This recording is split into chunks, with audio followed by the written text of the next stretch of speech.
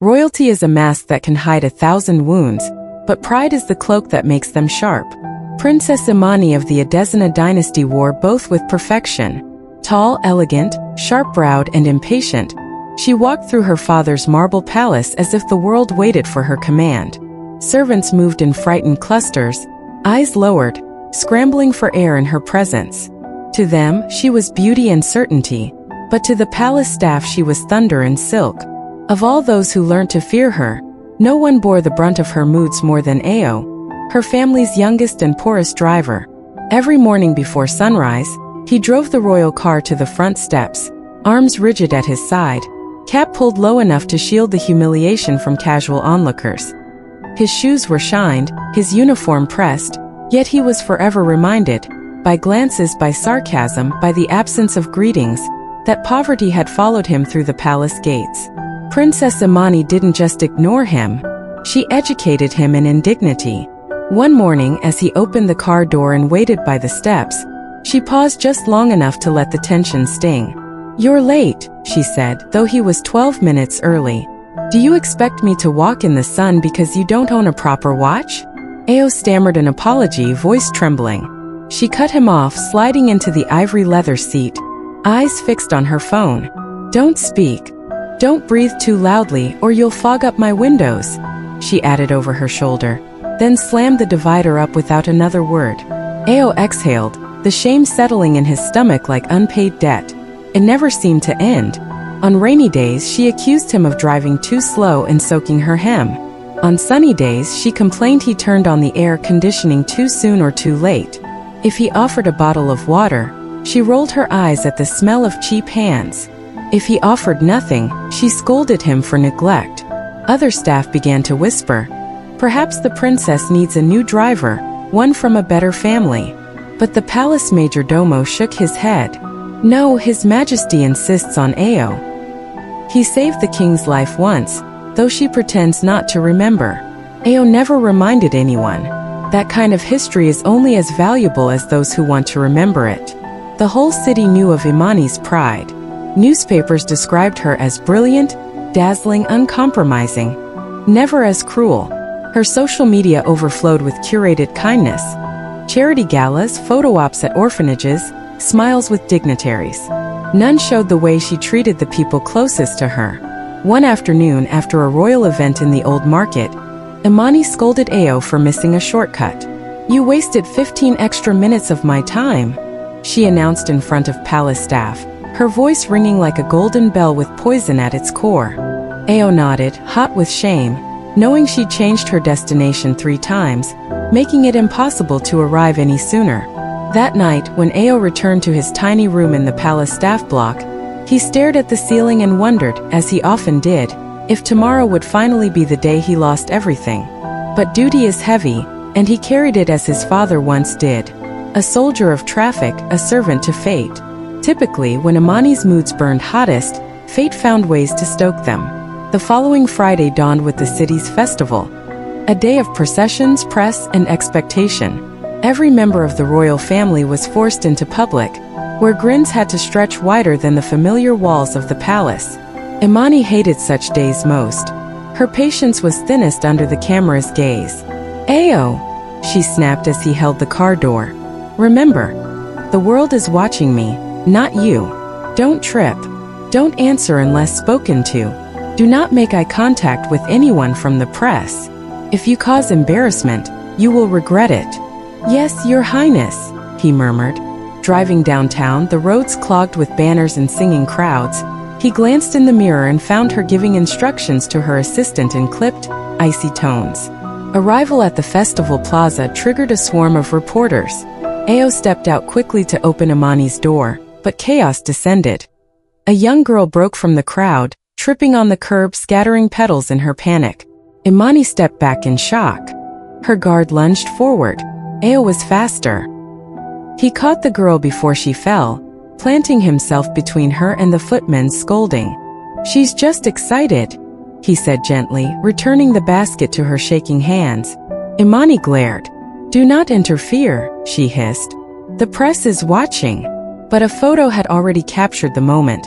The princess scowling, the driver protecting a child. The clipping ran the next morning. Fury and mercy, the palace's two faces. The world looked closely for the first time. But inside the palace, Imani's anger became a storm. How dare you upstage me, you fool? How dare you act important in front of cameras? You exist to serve, not to be noticed. She slapped papers from his hand, voice echoing down the corridor. Ao stood his ground, head bowed. But outside, the city began to ask, who truly carries nobility, the one born to it or the one who earns it? That question, once asked, never leaves quietly.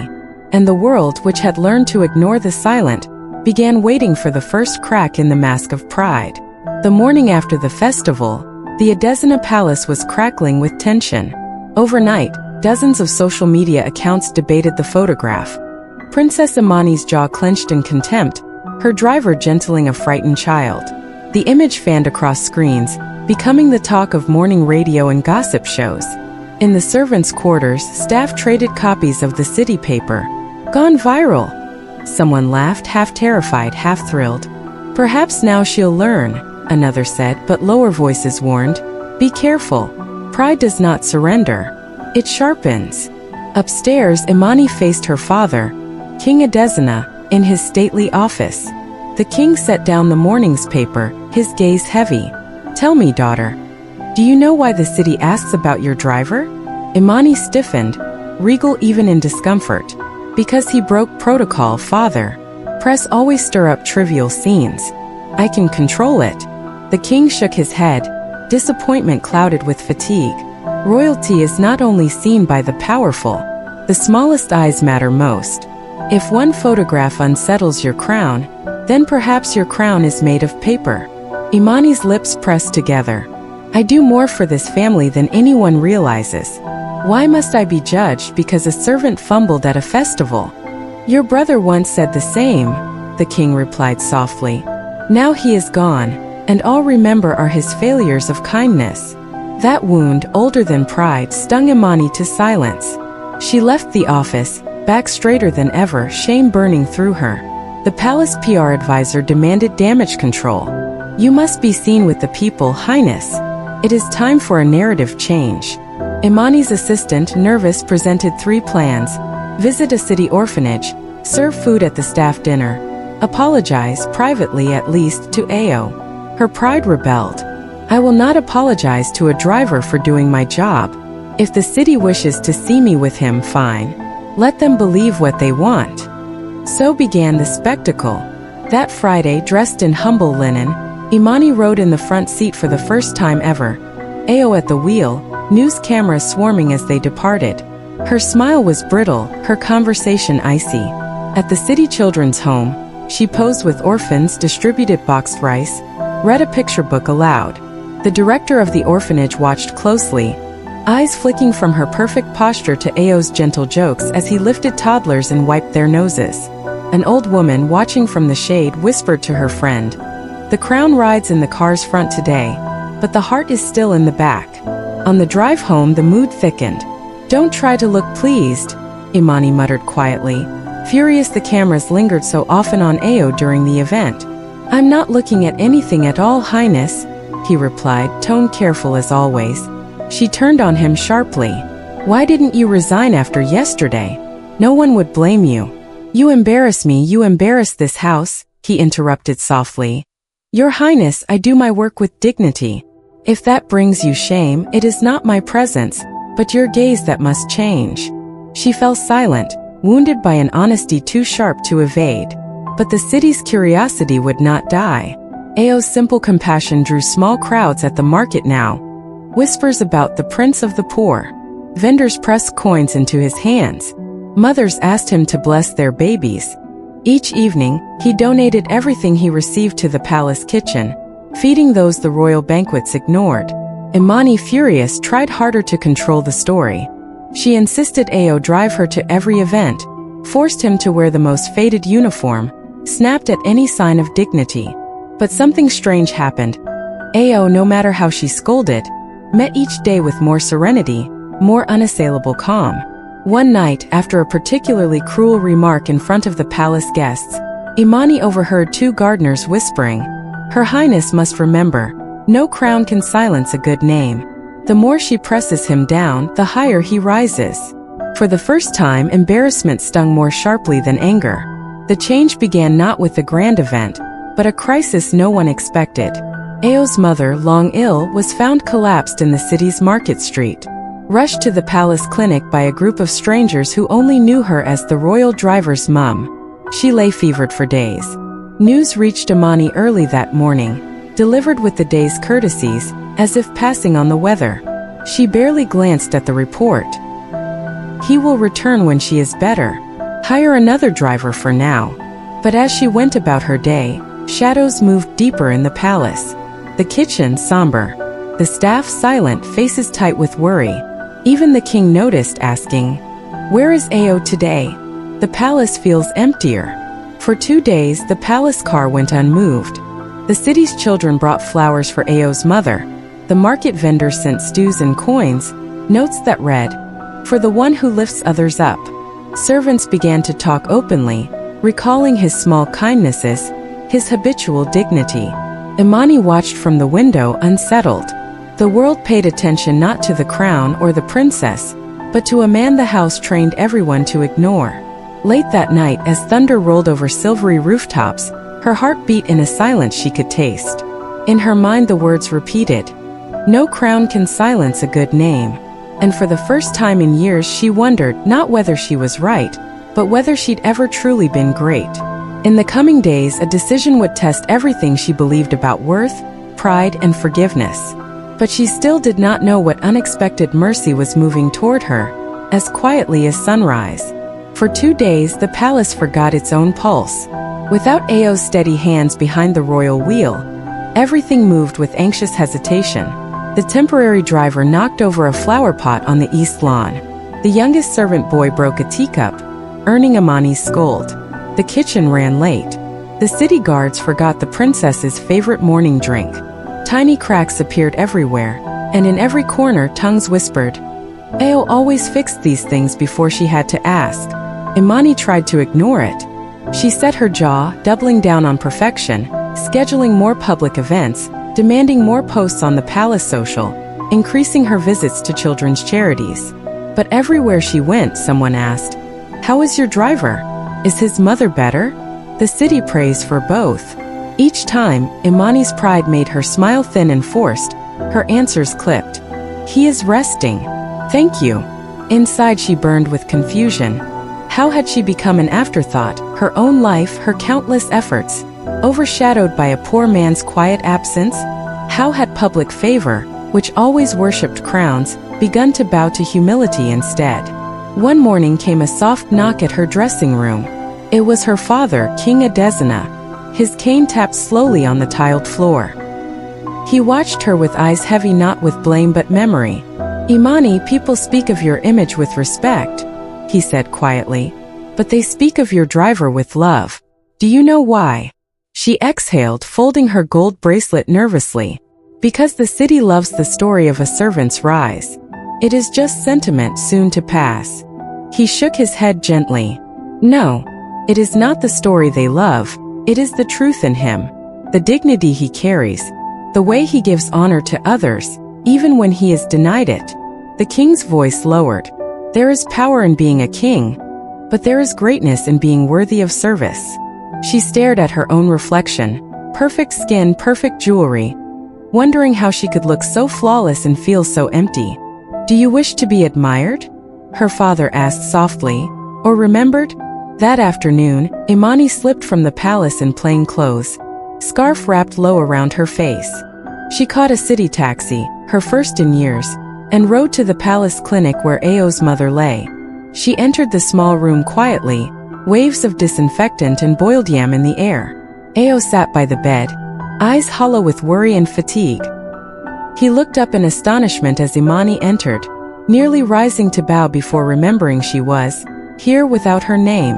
"Your Highness," he stammered, moving clumsily to stand. She waved him down, awkward, unpracticed in humility. "Please, sit. I came to see your mother." Ao hesitated, then nodded, relief and suspicion blending on his tired face. The old woman slept, her chest rising and falling in slow, uneven beats. Flowers crowded the small table, gifts from strangers. On the wall, scraps of get-well cards from the city's children were pinned by bits of tape. Imani reached over and smoothed a corner. "You are loved, Ao." "I didn't know." He gave a bitter shrug. "Some people remember the names of those who open doors for them. Some do not." The words landed like a stone on her heart. She looked at the woman's hand, thin veins tremoring beneath the skin, and reached for it gently. "She reminds me of my grandmother," she said softly, "strong even in silence." Ao glanced at her, half angry, half grateful. She always said, "If you cannot be queen of the world, be queen of kindness. It's the only crown that can't be taken." A long silence spun between them. Imani cleared her throat, voice smaller than usual. "I am sorry for how I have treated you. I see now that pride is a wall that locks everyone outside, including light." Ao met her gaze, searching for mockery, finding none. "Thank you. Apology from the proud is a rare blessing, even if it is late." They sat in companionable quiet for several minutes, as nurses peeked in, surprised to find the princess holding the old woman's hand. Just before Imani stood to leave, Ao asked quietly, "Why now?" She met his eyes and for the first time let her whole heart show. "Because the world noticed what I tried to ignore. That kindness is stronger than any bloodline. That dignity cannot be commanded. It can only be lived." The next day, the city learned what humility looked like when worn by royalty. Imani stood before the palace gate. Camera crews crowded beside her, city officials and nobles in attendance. She waited as Ao stepped from the crowd, uniform borrowed, dignity now unmistakable. The princess took a deep breath, then spoke loudly enough for all to hear. "There was a time I thought my title made me special. I was wrong. The crown I wore was pride. The crown he wears is humanity. I humiliated Ao because I believed service made him small. But greatness does not come from power. It comes from kindness, from carrying others even when no one is watching. I ask for your forgiveness, Ao, not because I am royal, but because I want to be worthy." The city gasped. Some cheered. Others wiped their eyes. In that moment, both the princess and her driver stood level, in the world's gaze and in their own hearts.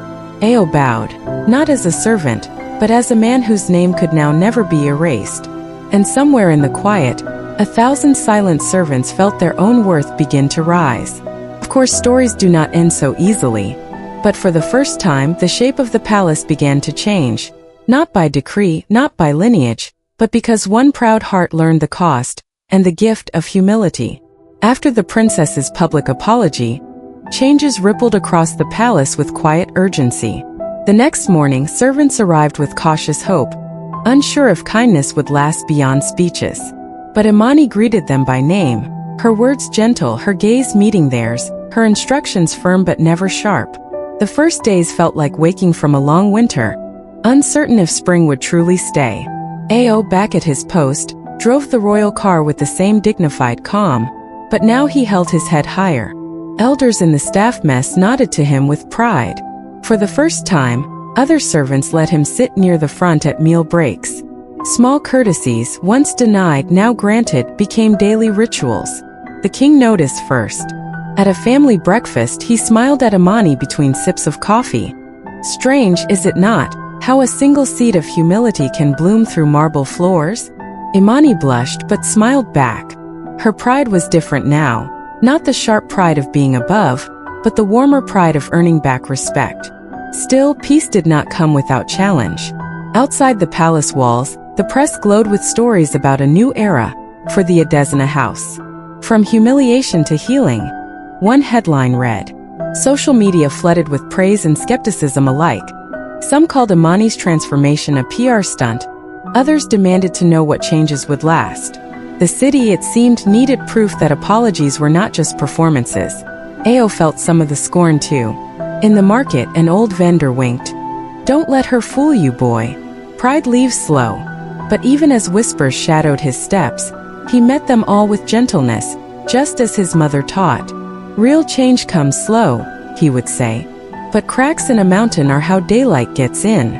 A palace counselor, a man named Chief Onairu, long resentful of the driver's growing influence, spied an opportunity. He approached Imani one afternoon, voice smooth as expensive wine. "Your Highness," he said, "the people are watching. It may not be wise to become too familiar with staff. Royal dignity must have limits. You carry the blood of kings." Imani met his challenge with new conviction. Does dignity collapse when it kneels beside suffering chief? If I am not respected for kindness, then I am not truly royal. The counselor's face tightened. "Beware, princess, that you do not make a servant's name louder than your own."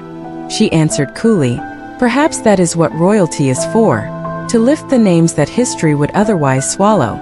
He left muttering, but Imani felt the warning. Not everyone wanted equality. In the shadows of every palace, power defends itself. Meanwhile, Ao's mother regained strength.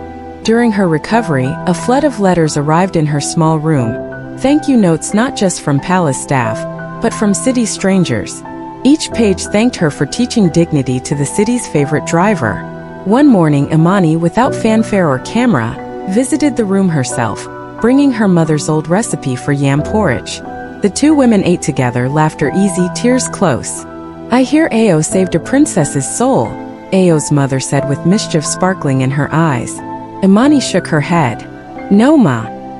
He only gave me back my eyes and taught me to see." They embraced with the honest affection of two women who knew what it meant to rebuild from regret. With her mother restored, Ao returned to work more hopeful than ever. But the palace, newly changed, was about to be tested.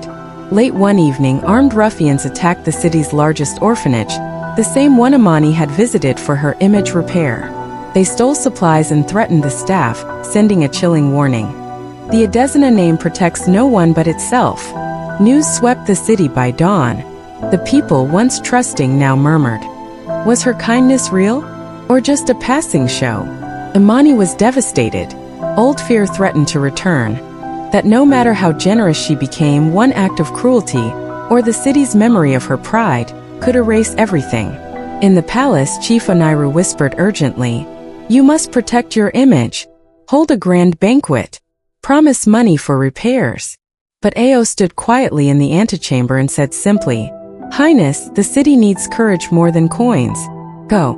Stand with them, not in luxury but in pain." Imani listened. For the first time, she went to the orphanage alone, dressed in simple blue, empty-handed but determined. She walked through broken doors, knelt on bare floors, swept glass herself as the children watched in shock. She listened, comforted, and did not hide her own tears. When the press came, she let them see her grief, her labor, her resolve. "These children are part of my household too," she told reporters, voice choked but strong. "A palace means nothing if those outside its gates suffer. I will not leave until this home rises again." Within hours, donations poured in, not just from the palace, but from city citizens moved by her presence and by Ao's quiet leadership beside her. Staff, merchants, even rival nobles joined the effort. That night, as the children slept safely and repairs began, Imani understood. Humility, once performed as duty, had become conviction. Ao smiled, watching her as she swept the last bit of glass from the floor. "You lead differently, Highness. Now you lead where others feared to stoop." She looked at her once poor driver, seeing at last the peer she never knew she needed. But not all darkness ends in a single act. Outside the circle of new trust, deeper enemies had begun to move, jealous of the princess's growing power among her people, and suspicious of the servant who had taught her to be strong by first teaching her to be kind. And as the next dawn threatened storms beyond rain, both Imani and Ao would need everything they'd learned to survive what was coming. Dawn broke wild and gray over the palace. The city, still buzzing with last night's courage, awoke to a new scandal. Anonymous leaflets had been scattered through the markets, bus stations, and even the palace gate. A crude page accusing Princess Imani of caring for the poor only in front of cameras, and accusing Ao of plotting to use the princess for power. Public trust shivered. Some shook their heads. "We finally hoped for change." Others whispered darker, "Every kindness has a price. Every servant has ambition." Imani faced the news with stunned disbelief. Ao, reading his name at the center of rumor, felt a pain deeper than before. All their efforts, her apology, their new alliance, even the orphanage rebuilding, were suddenly called into question. Chief Onairu wasted no time. In the presence of the king and key palace officials, he demanded action. "We cannot have a servant with such influence, Your Majesty. And what if the rumors are true? Even a whisper of scandal could topple royal trust." Imani stood back straight, voice unwavering. "I trust Ao the way I would trust my own brother. This house should not fear servants who teach us to be better." But Onairu pressed. "Forgiveness is a fine virtue, princess. But what of motive? Why does a driver bring you into the city's darkest places? Is he leading you, or setting you up?" A hush fell over the room. Even the king regarded Ao, searching his face for answers beyond protest. Ao spoke quietly. "Your Majesty, Highness, all I have ever done is serve honestly. My only ambition is to lift others from the mud where so many leave them. My pride is not for people to worship me, but so that no girl or boy or mother need bow again out of hunger or fear." For a moment no one moved. Then the king nodded yet warned kindly. "In times of change, expect resistance from those who profit from the shadows." But resistance soon turned to threat. That evening, as Imani and Ao prepared for a district council meeting, where she planned to propose palace funds for city health and education, a shadowy car followed them through back streets. Their palace security detail reported nothing unusual, but Ao noticed the same license plate twice, once near the market and again at the roundabout. He stayed silent, not wanting to fearmonger, but remained alert. At the town hall, Imani gave her speech. She spoke plainly. "A crown that closes its doors grows heavy, then hollow. We will change this together. Dignity is not for the few, but for all." The audience responded with applause, even cheers. But outside the air tensed. As they left by the staff exit, a man in city worker overalls approached. He dropped a torn envelope at Ao's feet, then vanished into the crowd. Inside was a single message, printed in block letters. "Stay low. The palace belongs to blood. You are not family. This ends soon." Ao showed Imani only after they returned safely to the palace. She read it twice, hands trembling, old fear colliding with new steel. "They want us afraid. That means we're close to changing the right thing." Ao looked at her, solidarity in his humility. "Let them threaten. The city watches which crown bends to kindness, and which crown buckles in fear." But Imani, for all her new courage, knew there were risks her rank could not protect. That night, under the lamplight in his small palace quarter, Ao found himself reflecting. Did he wish for this attention? No. Did he want power? No. But he did want justice. He wanted a world, palace or street, where a servant's worth was not measured by old money or old scars. He remembered a proverb his mother once whispered. Even the tallest mountain was once below the sky but rose, rock by rock, when no one was watching. In her chamber, Imani prayed for wisdom. She feared for Ao's safety, for her own, and for the fragile hope they'd entrusted to the city. Her pride had once isolated her. Now her humility made her vulnerable. Yet inside that ache she found new strength. A day later things escalated. Security found poison slipped into Ao's meal at the servants' canteen. It failed to harm him, thanks to an accidental switch with another's plate, but the message was clear. Somewhere within the palace, hatred for change now meant danger. Imani called an emergency meeting. She stood before her father, council, staff. "Enough!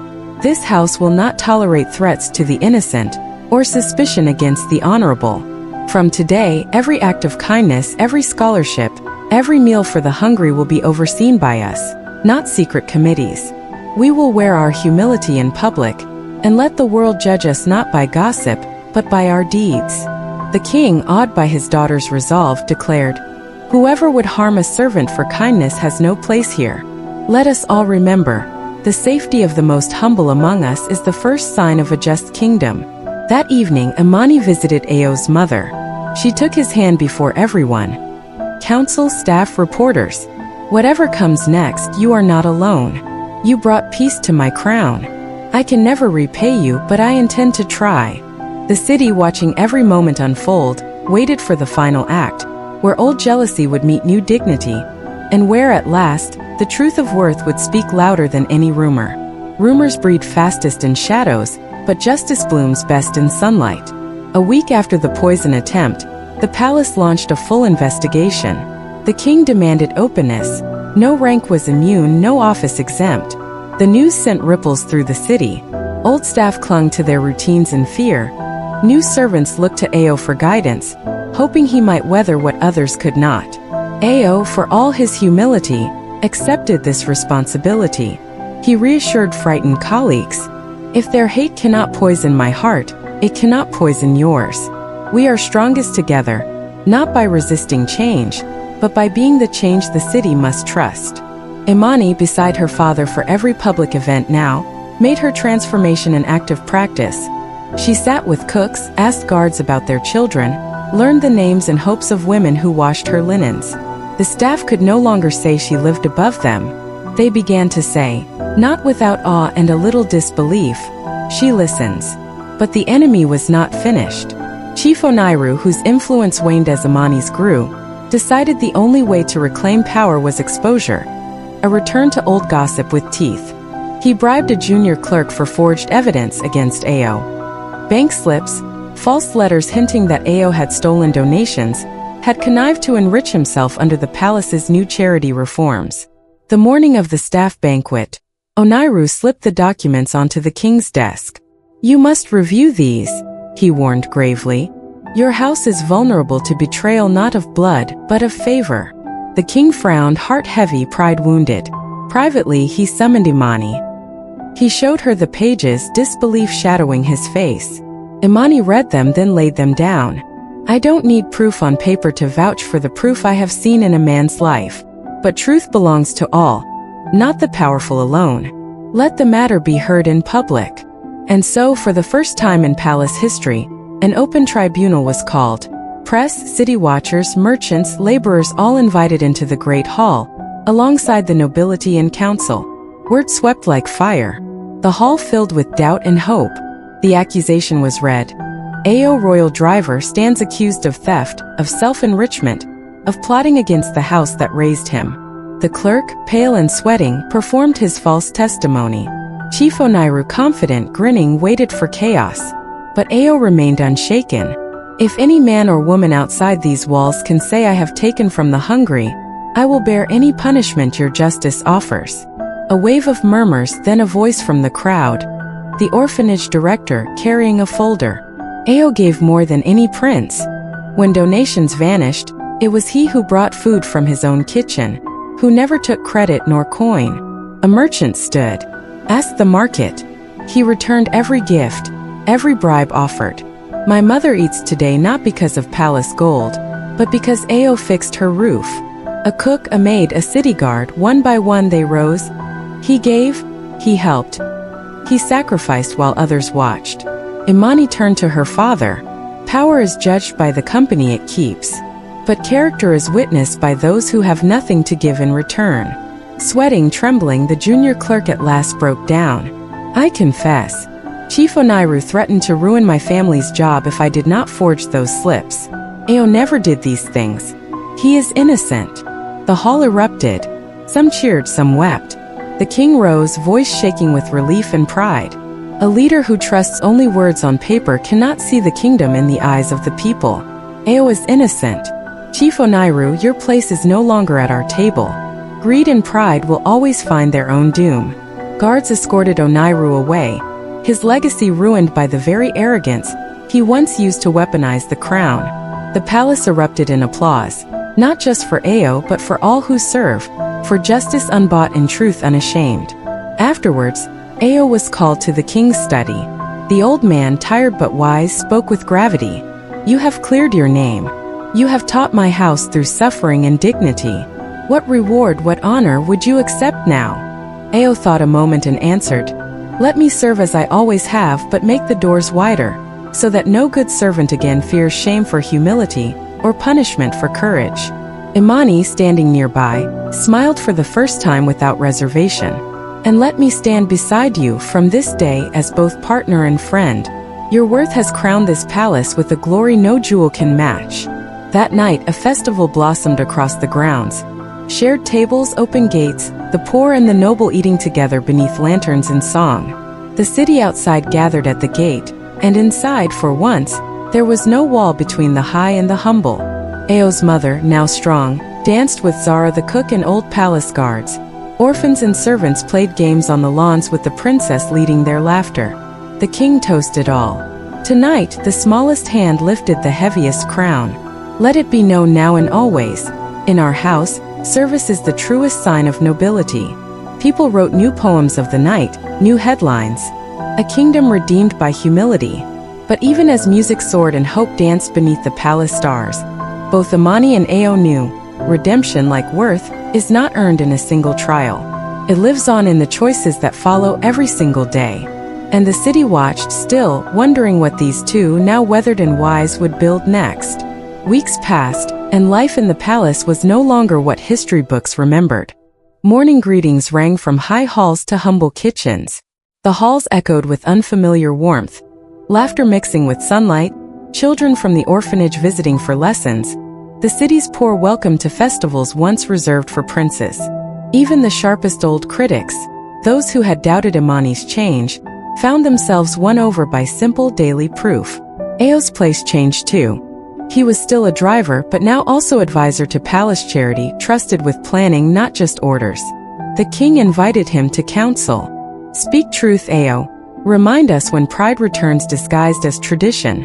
The staff saw in his rise not scandal, but a door suddenly opened for their own sons and daughters. For Imani, leadership was different. She still wore silk, still walked with a queen's bearing, but pride now lay in her listening, her apologies, her willingness to humble herself, especially when the old arrogance threatened to slip back. The city's women looked to her and said, "If a princess can learn, so can we." One afternoon, as the rains began, Imani and Ao visited the city hospital to announce a new fund. Every year, palace money would pay for surgeries and school fees for children of servants and street sellers. Reporters gathered, cameras clicking as Imani spoke. Greatness is not what history writes in stones, but what kindness roots in hearts. The worth a crown gives pales beside the worth a hand extended. If I am remembered, let it be for what I learned, not from comfort, but from those I once overlooked. She invited Ao to speak. He stood quiet for a moment, the room holding its breath. My mother taught that humility is the only treasure princes and paupers can both inherit. Today, I see the city itself learning from her wisdom, not in sorrow but in hope. The applause was not for royalty, but for becoming human. As the seasons turned, other noble houses began to imitate the Adesinas. Cleaner quarters were refurbished, drivers were given apprenticeships, staff were invited to bring their families during feasts. If it can happen in the palace, said the market women, it can happen for us. Ao, for his part, kept a small box in his room. Inside, the newspaper clipping of Imani's apology, a letter from an orphan thanking him for making the princess smile, and a brass key, the first time he'd been trusted to open the main palace gate. Imani and Ao's friendship deepened. Sharing books, running city projects, sometimes simply walking palace gardens together at dusk. Some whispered about love, others about destiny. Both knew that care is legacy, whether it wears a ring or a crown. One evening, after a long event feeding the city's homeless, Imani turned to Ao in the garden. "You know," she said, "when I was young I dreamt of ruling a country, but now I wish only to serve one worth ruling." Ao smiled. "You do both. That is what makes you worthy." For a moment pride prickled, old pride, the kind born of loneliness. Then it faded, replaced by a deeper, quieter joy. When the next city festival came, Imani insisted Ao join her in the front car, not as a driver, but as guest of honor. The city watched as, hand in hand, the princess and the servant stood side by side before the crowd. She spoke, eyes shining not with power but gratitude.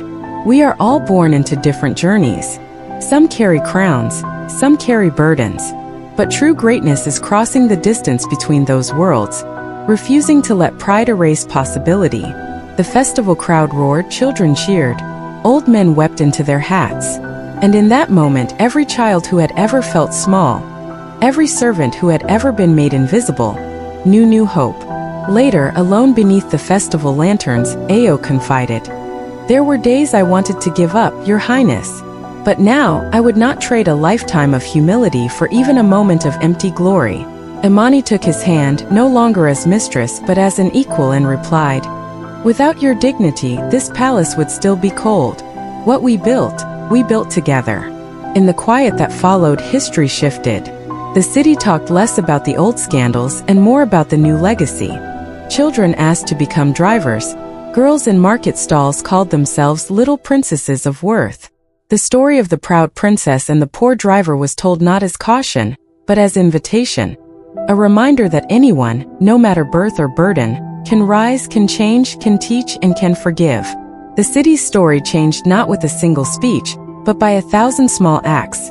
A hand extended, a wrong confessed, a friendship forged in public view.